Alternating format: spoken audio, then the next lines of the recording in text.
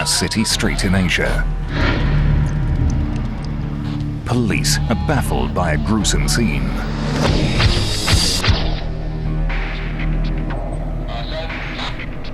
A dead body lies on the back of a truck.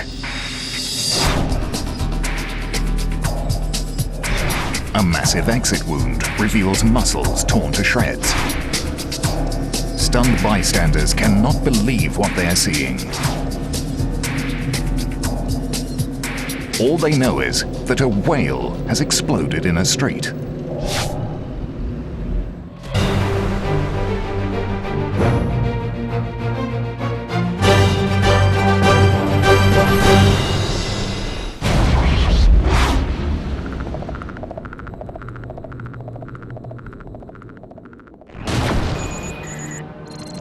Taiwan, an island 320 kilometers east of China.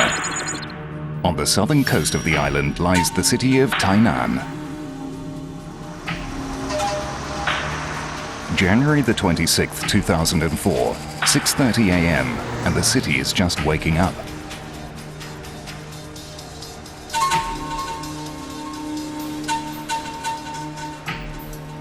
On Shimen Row, a supermarket prepares for another busy day. Just outside, a man rests after a big night out. A truck driver makes his way through the city streets, carrying an unusual load. A dead sperm whale weighing over 50 tons, which was washed up on the coast 48 hours ago. This massive cargo is being taken to the city's university for scientific analysis. But the journey is cut short by an unimaginable event.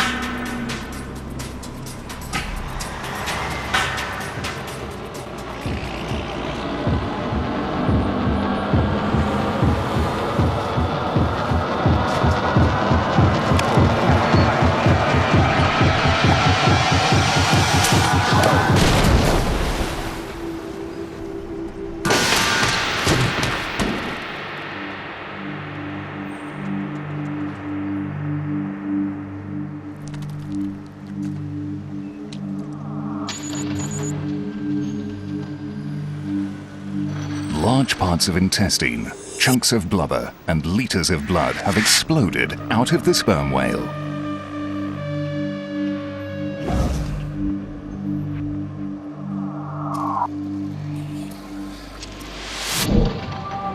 One of the first to see the carnage is marine biologist Professor Wang Zhangping. Revisiting the scene 4 years later, he remembers all the gory details. I get off the car and go to the truck. And I find the sperm whale broken, some intestine hanging in the body and blood flowing in the ground. Every whale have blood.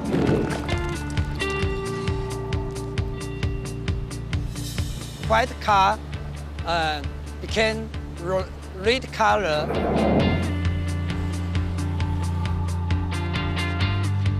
We find 3 parts intestine on the ground. People on the street look on in disbelief. Well, it's floating. Blood. It was spreading those organs like a disaster or a big murders happening here.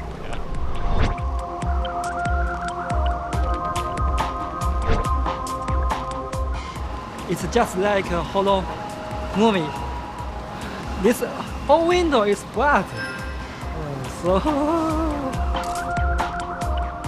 Most amazing thing I saw was all these blood and guts drawing along the road, really red bloody mess. Eyewitnesses are overwhelmed by the stench of rotting flesh. I would never forget the smell in my lifetime. smell very, very disgusting.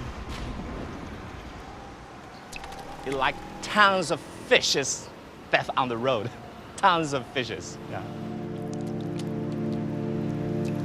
长17公尺、重达60吨的抹香鲸就这样在台南市西门路口 Local news cameras quickly arrive on the scene, capturing surreal images. 还有停在一旁的车辆，工作人员忙着清理脏兮兮的路面。 Journalist Jason Pan realizes the incident is big news and breaks the story around the world on the internet. To me, still, this is the biggest story I was ever involved in. Bigger than the soccer championship, baseball championship, or visit of some big president in Taiwan. I knew it was very interesting news because I never seen a whale on land. Usually, it's near beach, and the fact it exploded, it was something really interesting. I think it was kind of funny, also in a macabre way. The scale of the carnage leaves some people to fear the worst. People saying, "Well, whale exploded. What is this, like a terrorist bomb, like whale exploding? Is Taiwan developing some kind of, biological bomb, weapon of whale mass destruction?" There have been a lot of website discussion how, U.S. State Department should check out Taiwan. They're developing some kind of biological bomb about it. While talk of conspiracy spreads on the web, Professor Wang concentrates on gathering the whale's remains. He is still determined to carry out a necropsy or animal autopsy and preserve the skeleton for his museum. His dedication impresses Professor Liang Changshu, director of Taiwan's National Whale Stranding Network. I was very proud of the response of Professor Wang. Because for most people, they think, oh, stinging, oh, terrible, and messy, ugly, or yuck. But Professor Wang tell everybody, oh, help me, try to collect all the intestine back. That's my treasure. What he care about is his specimen, those the dirty and messy intestine he want to collect back. Wang's priority is retrieving as much of the whale as possible. The city's priority is limiting a potential health hazard. As a massive cleanup begins, the press follow the whale to its final destination, kilometers away from Shimonro, where photographers capture even more gruesome images.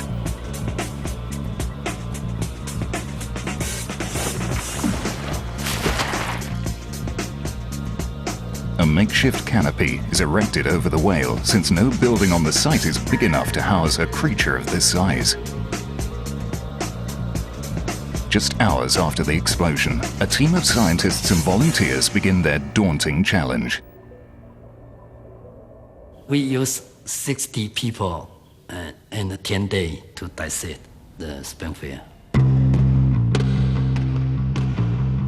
The scale of their task is immense. Tons of blubber are peeled away, revealing layers of tough muscle. Massive organs, like the heart, are removed for laboratory analysis. Giant intestines are laid out near to the whale's body. Curious onlookers flock to see this gory and unforgettable scene. This sperm-whale became very, very famous. The sperm whale skeleton is now a popular tourist attraction, and the explosion is now part of Taiwanese folklore. Yet the chain of events behind this extraordinary incident remained a mystery. Until now.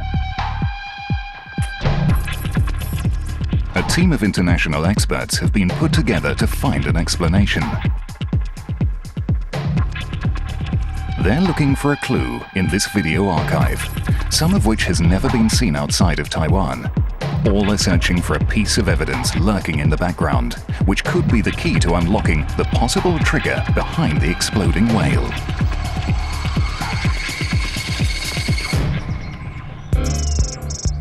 Liverpool, England. Veterinary pathologist Julian Chantry looks at the grisly aftermath of the explosion. It's incredible, yeah, it really is. You just wouldn't have expected that to happen. Chantry is certain that the force and sheer energy behind the explosion are due to internal decomposition. Decomposition is when the body is starting to break down. So there's no longer any blood supply, and organs and tissues are starting to just break apart, to degenerate. As the body starts to decay, bacteria present in the gut escape and spread into the abdomen. These bacteria release toxins and accelerate the breakdown of the body's proteins, which generate gases. As these volatile gases increase, they create pressure in the abdomen, causing the body to expand.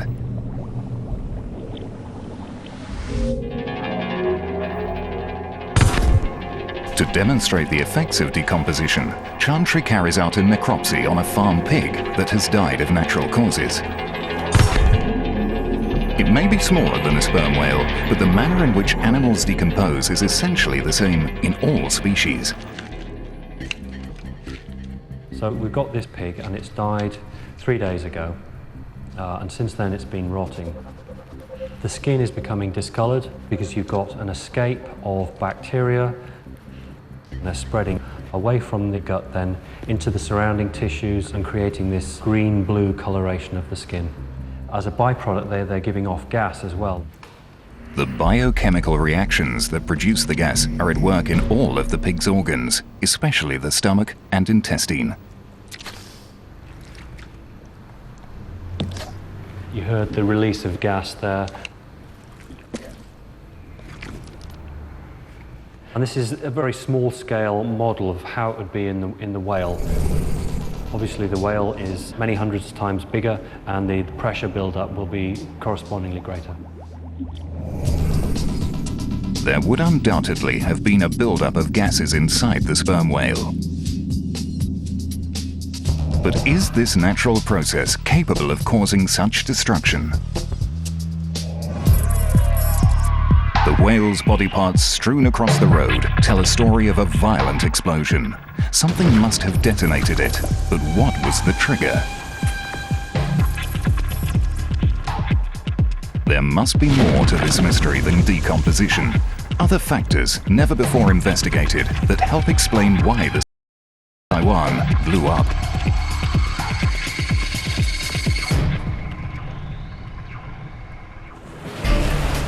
Bruce Mate has studied marine mammals for 35 years and has witnessed firsthand the explosive energy that dead sperm whales can contain. In 1979, Mate was called to help remove a dead sperm whale that had washed up on a beach in Oregon. This is the scene of relieving pressure from an animal that's just died a few hours earlier but had been on the beach for several days alive. And just immediately after dying, I sent people out to cut the animals open so we didn't have exploding whales. And here they're taking their first slices with flensing knives, and immediately after that they turn to run because this is not the first animal they've done. And you can see the stretch marks here by the cuts.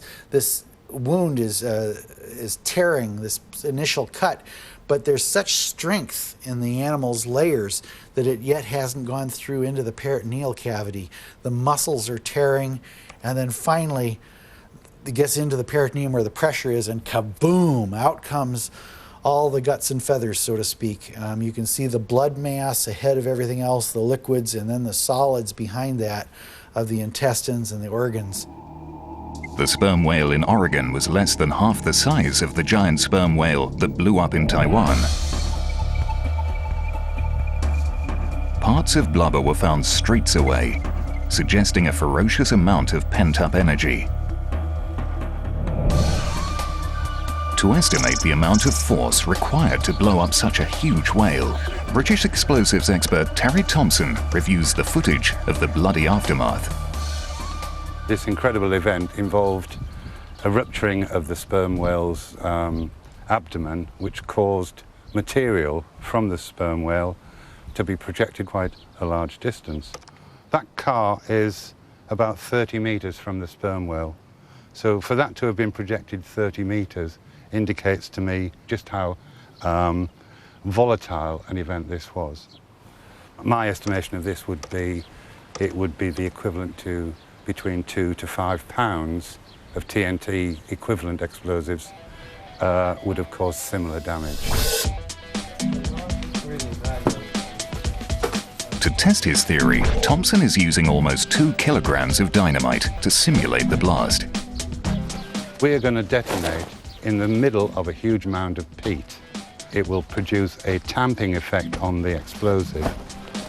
The peat bags are approximately the same size and weight of the body parts that were thrown across the street in Taiwan. If the peat bags are thrown a similar distance and some remain intact, then the experiment will have been successful. 3, 2, 1, fire! Good. We can see from here there are still quite a few full bags lying about. I can see a kidney there. You know, it's quite easy to imagine that that's, you know, part of the whale's intestines. And similarly with all these other bags here. Thompson's estimation looks accurate. The heavy peat bags are thrown a similar distance to the whale's guts.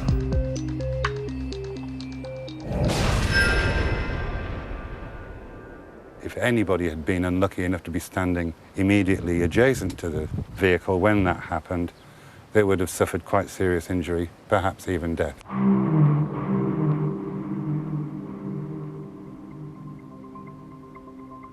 But how can a mammal contain such a huge amount of potentially lethal energy?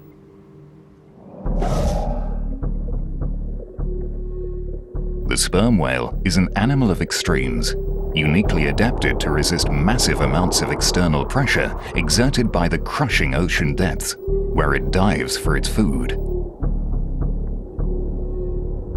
Underwater, the planet's biggest predator can dive to an incredible 2,700 meters, way beyond the range of many military submarines.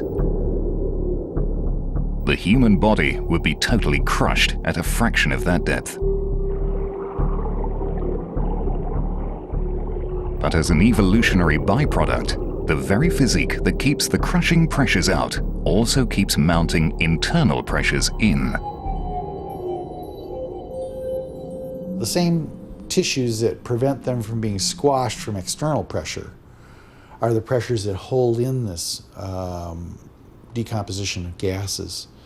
And when they're relieved quickly, it can be quite explosive. Given the exceptional tensile strength of the sperm whale, something must have weakened its almost indestructible exterior.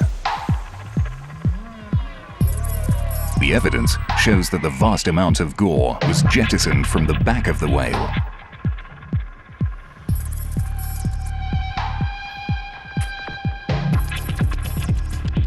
But this area is not commonly seen as a vulnerable part of the sperm whale's anatomy, adding to the mystery of why this whale exploded in the street.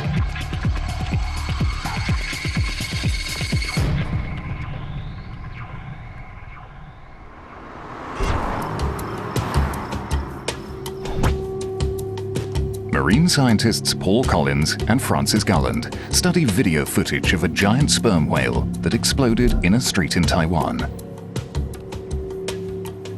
They are both intrigued by the location of the giant exit wound.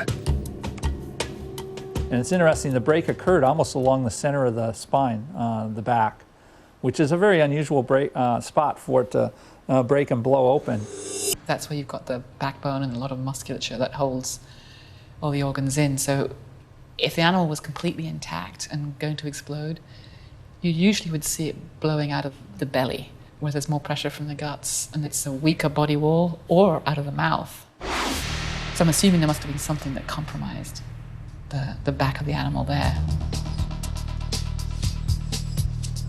So, what could have possibly damaged this section of the sperm whale? The experts look at video footage captured 48 hours before the explosion, when a strange object is spotted in the water near an oyster farm 80 kilometers north of Tainan. It is a gigantic sperm whale, and it appears to be alive. Fishermen see its tail, known as the fluke, moving in the water.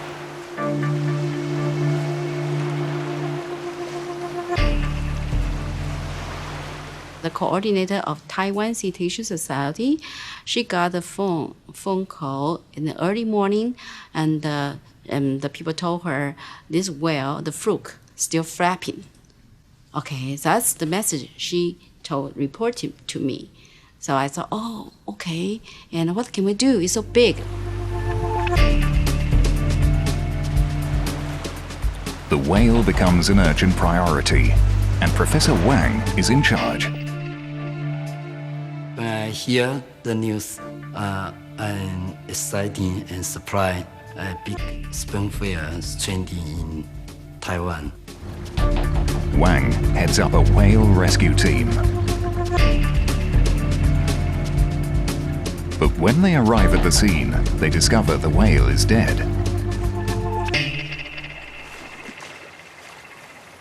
There are no obvious signs of the cause of death, and the carcass looks relatively fresh. In the water, the dorsal hump section, from where the guts and blubber exploded, looks intact, suggesting the damage may have occurred after the sperm whale died.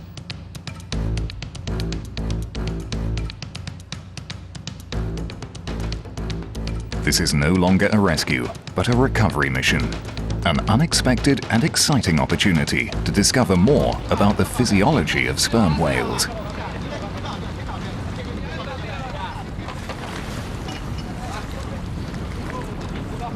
Professor Wang must decide what to do with this giant specimen. It was the biggest sperm whale I ever seen. Wang is given the green light to retrieve the whale from the water, carry out a full post-mortem, known as a necropsy, and preserve the skeleton at the University Museum in Tainan. The whale's death is a rare opportunity to learn about one of the planet's most impressive creatures.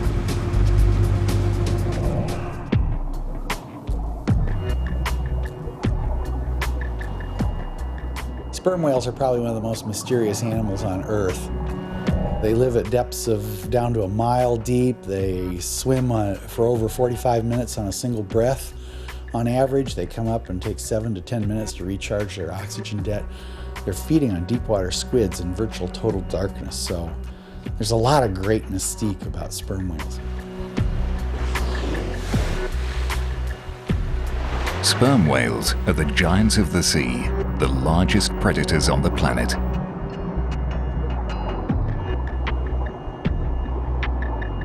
They reach lengths of over 18 meters and can weigh more than 55 tons.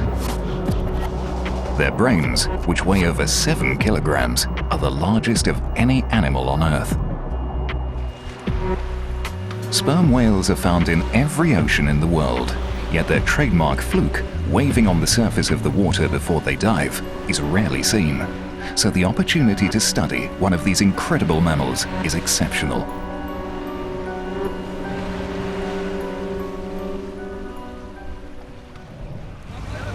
But getting this sperm whale out of the water is a logistical headache for Professor Wang and his team, requiring delicate handling and heavy lifting equipment.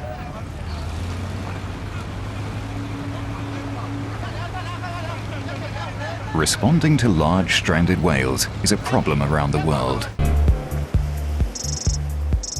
Marine scientists Paul Collins and Francis Gulland have worked extensively with stranded marine mammals off the coast of California. Every time you have a dead whale, it's always a problem to figure out where are you going to necropsy it, how are you going to cut it up, what are the logistics. I think all of us that work on large dead whales, we're always so interested in the animal itself and finding out why it died, in looking at all the extraordinary organs and massive heart, that you get caught up in it, and so you're excited, interested, usually working against time, so you don't think about how hard it is. It's only the next day when you wake up in the morning and you can't actually move that you realize that it was hard work. Our excitement level goes up if it's something that we haven't seen before, or if it would make a great addition to our research collection or for possible public display. Yeah, definitely the excitement goes up. And you do whatever you have to do in order to try to retrieve the animal or retrieve the material out of the animal. In some cases, it's carving it up and harvesting the material right there on the beach. In other cases, you can't do it on the beach. You have to bring the carcass back to where you can work on it. It is hard enough performing a necropsy on a beach and then removing the body parts. But in Taiwan, the sperm whale was stranded in an ocean oyster farm, an impossible location for scientific research. Wang has no choice but to hoist the whale out of the water and transport it to his university in Tainan City. But could this difficult procedure have backfired on the professor, damaging the dorsal hump and creating a weak point which would be ripped apart less than 24 hours later? Paul Collins examines the sperm whale being lifted by its fluke. If you lift it by the tailstock, that's a huge amount of weight on the whole vertebral column. That can potentially cause additional breakdown of tissue and bones and other things internally. It may begin to rip and tear muscle, might even begin to rip and tear some of the fibers within the blubber layer, and that may be potentially a contributing factor to that point at which it broke. Out of the water, the whale is no longer weightless, and the chains around the fluke strain to support its 56-ton mass. This puts enormous stress on the vertebrae, right by the dorsal hump, stretching the skin and the blubber to what could have been breaking point.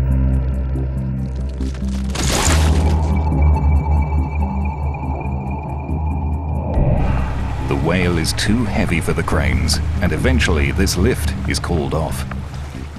We use 2 40-ton cranes to lift the sperm whale, but in fail because the sperm whale too heavy.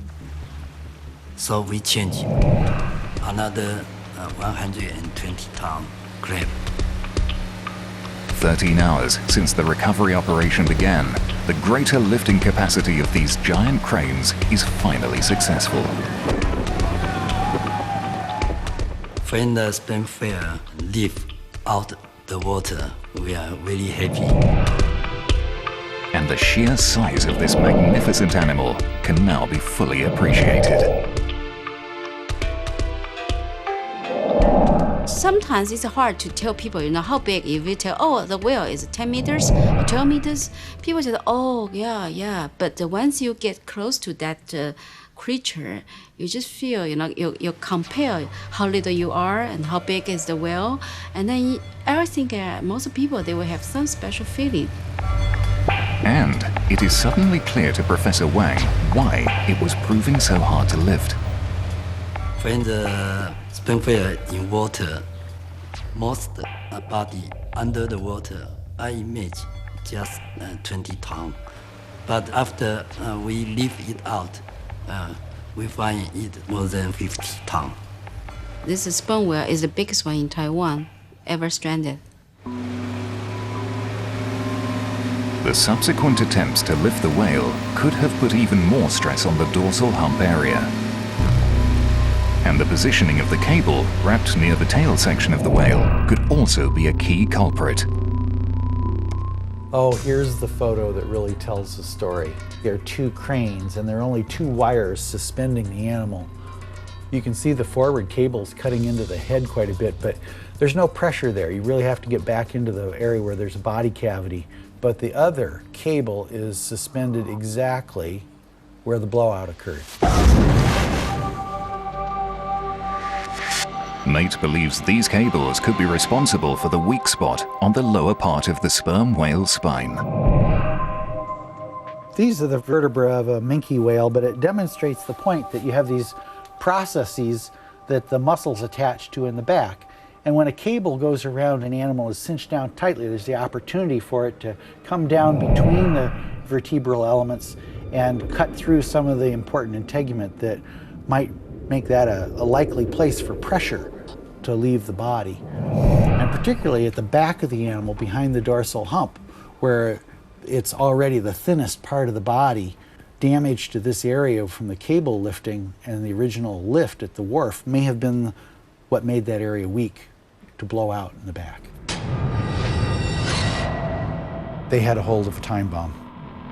Could these cables have caused enough stress on the dorsal hump to trigger the bloody events at Shimon Row? Or are there yet more pieces in this puzzle which might explain the cause of why this enormous creature exploded in the street?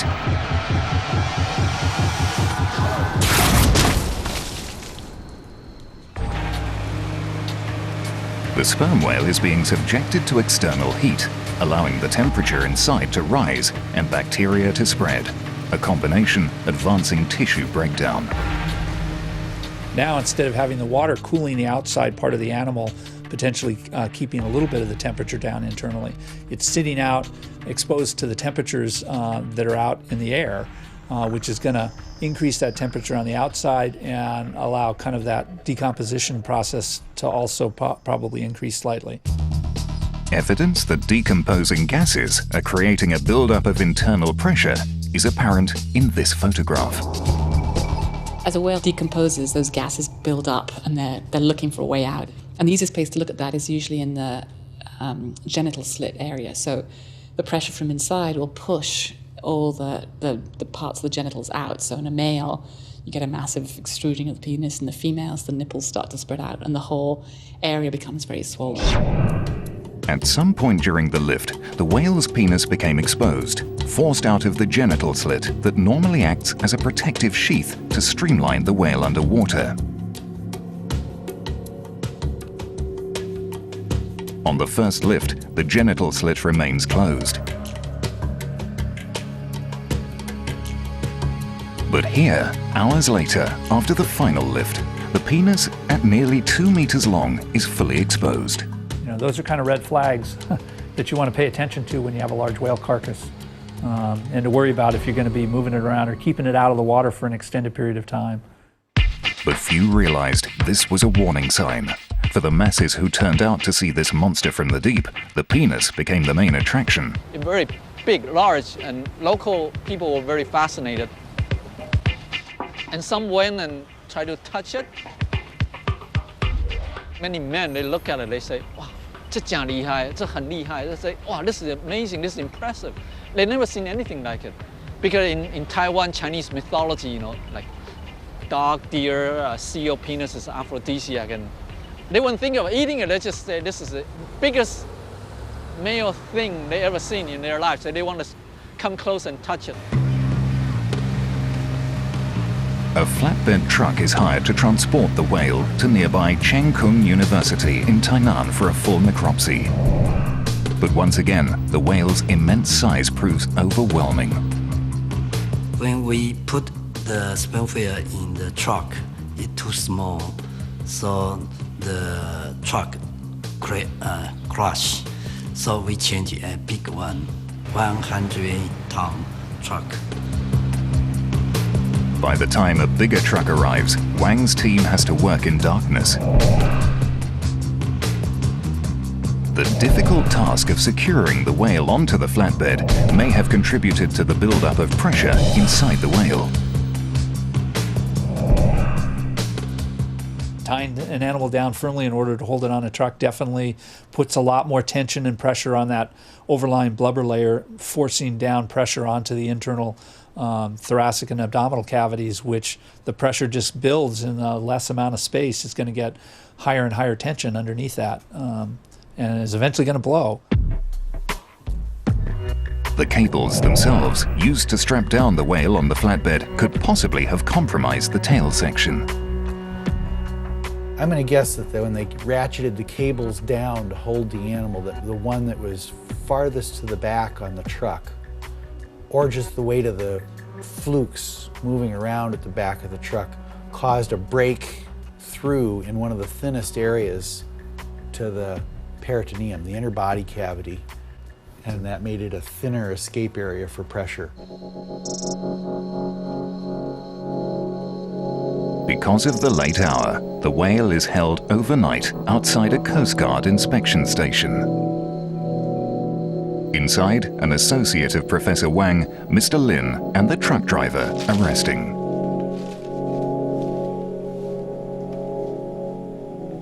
But their break will be short-lived. We heard a swah.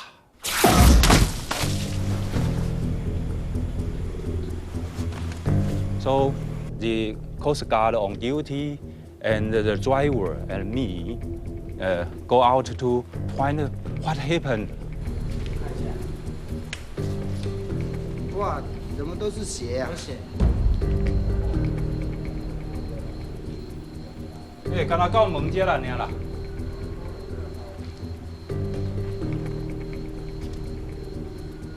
On the surface, there is a blood with water sprayed like a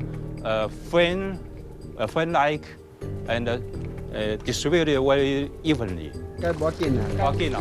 And we realize the blood and water come from the blowhole. This eruption of blood from the blowhole is another piece of evidence, proof that inside the whale, decomposition is in an advanced state. The bloody water that came out of the whale's blowhole was probably due to the pressure squeezing the lungs. The lungs are a very vascular organ, lots of small blood vessels, which would be breaking down, and the blood within them would be just becoming loose.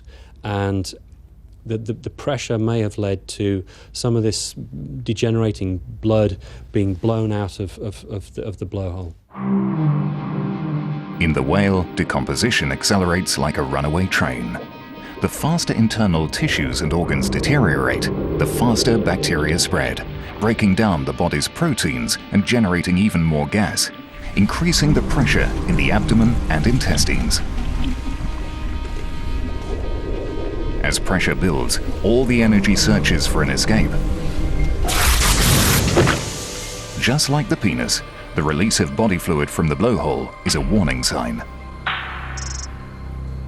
The blood forced out of the blowhole makes Professor Wang realize his precious cargo is getting increasingly volatile and needs to be taken to his laboratory as soon as possible.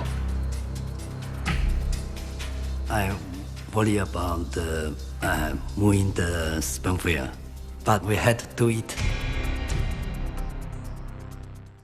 Wang needs to get through the city while it is quiet and cool, but his plan is thwarted.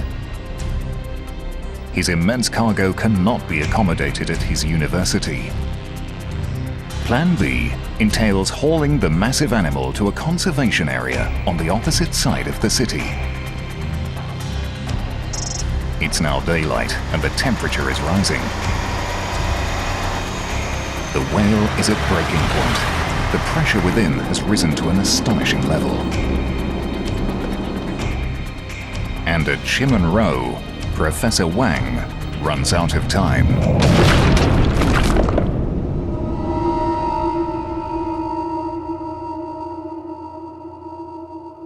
These extraordinary images of the exploding whale seem to be a result of a bizarre chain reaction.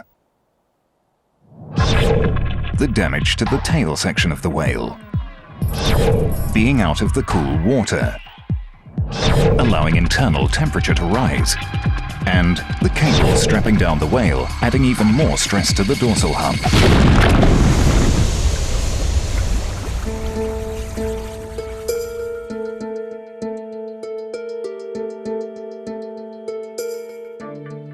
This seems to be an open and shut case, until a new scientist joins the investigation.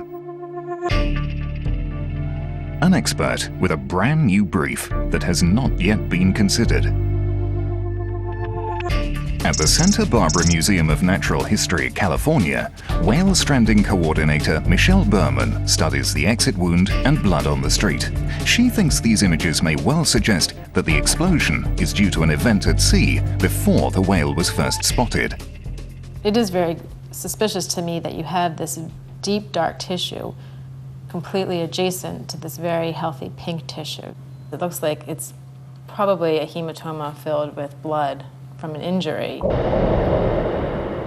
A hematoma, or bruising, suggests the whale received an impact injury before it was lifted out of the water. If I didn't see the clean pink muscle tissue around it, I wouldn't be so suspicious. I would just say, oh, it looks like degradation and decomposition. But given that you can see the pink tissue around it and then you have that deep, dark purple tissue just below it, it has the appearance of some kind of trauma occurring in that spot. And then also in the foreground here, you can see this area, which appears to be coagulated blood. It almost looks like little grapes inside here. Coagulated blood forms when the body tries to prevent hemorrhaging from some sort of trauma. Both bruising and coagulation only occur when blood is flowing through the body. In other words, when the animal is alive.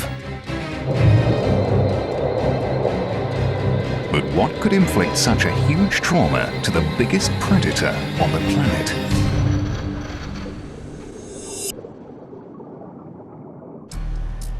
The investigation into why the whale exploded has a new theory: trauma inflicted while the mammal was still alive. In the ocean, a sperm whale as big as this has no natural predators. But they, like all marine mammals, can suffer fatal injury inflicted by commercial shipping vessels. Most of these large tanker ships now have a very large bulbous metal projection off the bow of the ship that actually rides underneath the water. If a whale's in front of the ship at the time that the ship comes through, basically it's like a large battering ram just slamming right into the side of the animal. Ventura County, California, 2007. A blue whale washes up dead. Michelle Berman coordinates a team sent to perform a necropsy. The cause of death is ship strike. The photos of the blue whale's tissue damage are similar to photos taken of the exploding sperm whale in Taiwan. This shows inside the body cavity, just to orient you. These are 4 of the broken rib bones sticking up here. The point of impact is probably directly on this area. The bow of the boat probably hit directly here, and you can see this darkened, deep, dark purple tissue. Looks very similar to the muscle tissue hanging off of the sperm whale, all an indication of trauma to that area. And down in the base here, you can see all of this coagulated blood, very similar in appearance to the blood of the sperm whale that was on the streets. The similarities in the 2 injuries are striking. But of all the marine mammals, sperm whales have a capacity to avoid ship strike. Sperm whales, more than most other species, make their living with their ears. They are very acoustically aware animals, and their sonar signals are broad-banded, and they're listening to all kinds of frequencies and delay responses in order to visualize their environment and hunt successfully.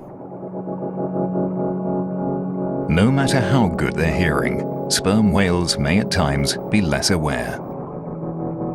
New evidence suggests sperm whales are most at risk whilst recuperating on the surface of the ocean after a deep dive. Dr. Luke Rendell captured these extraordinary images while studying sperm whales off the coast of Chile. The first phase of this footage shows what a sperm whale normally does when it's alert. As we get close alongside the boat, this whale reacts. There it goes. It does what we call a banana. Bends its body like that in preparation for moving around. Rendell's theory, backed up by these images, is that sperm whales sometimes sleep after deep dives. These guys coming into shot now don't respond at all. And you can see some of the animals are vertical, hanging vertically in the water. This is the characteristic posture of what we think they're doing is basically sleeping. So obviously they're very vulnerable to being struck during that time.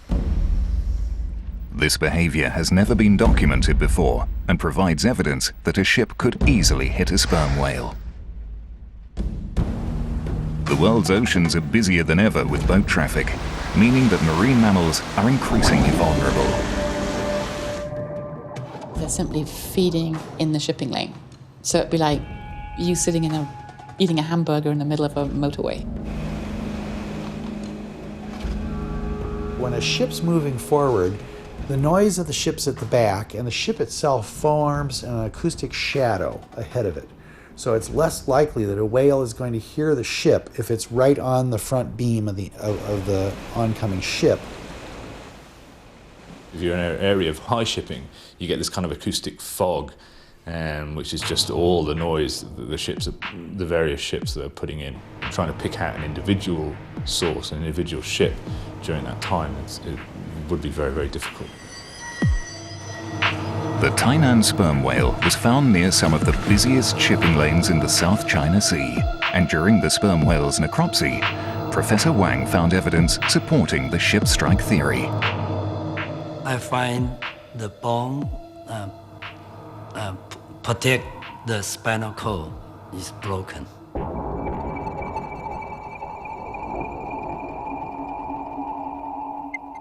I think maybe something big crush it. The ship strike theory sheds new light on the mystery of why the sperm whale blew up in the street. A blunt blow from the bow of a ship to the back of the animal would have caused severe internal trauma, causing a weak point in the dorsal hump area without any signs of external damage. The discoloration of the muscles and tissues in this section is very similar to the confirmed ship strikes of blue whales in California. Combined with the recovery operation, cables cutting into the dorsal hump area and cables strapping down the whale too tightly on the flatbed truck would have made this weak point even more vulnerable.